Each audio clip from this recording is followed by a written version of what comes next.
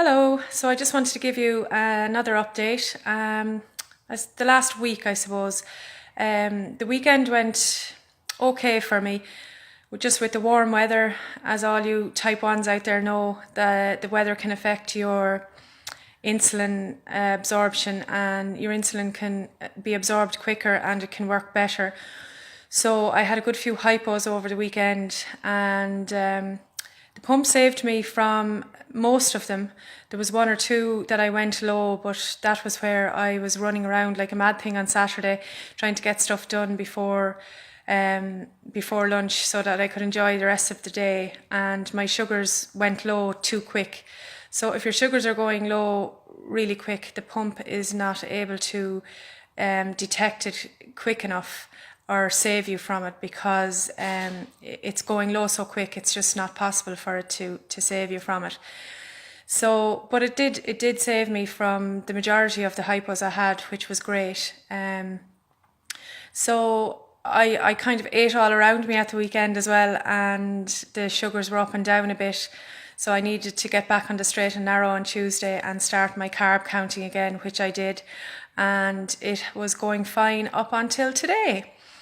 And today I was running around as well, and I needed to change my sensor. And I changed my sensor and followed all the instructions, and I felt it all went really well.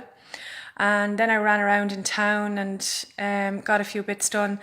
And I came home, and when I was going to have my tea, I tested my sugars with a finger prick, and they were 12.2. And when I went to type in the carbohydrates that I was going to eat for my dinner, the pump was saying that it was suspended and my sugars were 4.2. So this is not good, because my sugars were 12.2, and if I'm not getting any background insulin, I can go high fairly quick. So I was pretty worried about this, and I was thinking maybe the sensor wasn't working properly. Now I did give it a bit of a kind of hit it in town, so maybe that was the reason for it not working properly. Maybe it wasn't inserted in the skin properly. So I kept checking it, and it still stayed the same. My sugars were up around 12, and the pump was reading that it was 4.2 or 4.4, and it actually suspended the insulin, the background insulin, a second time. So I had to keep an eye on it and just cancel the suspension. So what I did was I changed my sensor, and it has just set back up there now. It takes a while for it to warm up before it actually gives you a reading, and you have to calibrate it. So I've done all that, and it seems to be working okay.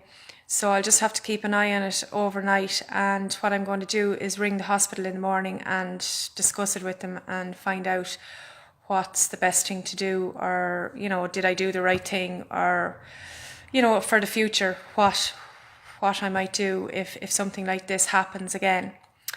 So overall, it's going really well. I wouldn't give it back for a second. My sugars are still really good. I am still trying to do up my graphs and put them up so that people can see the difference before and after. It's just taking a bit longer than I thought. Just finding the time with a toddler is not that easy sometimes.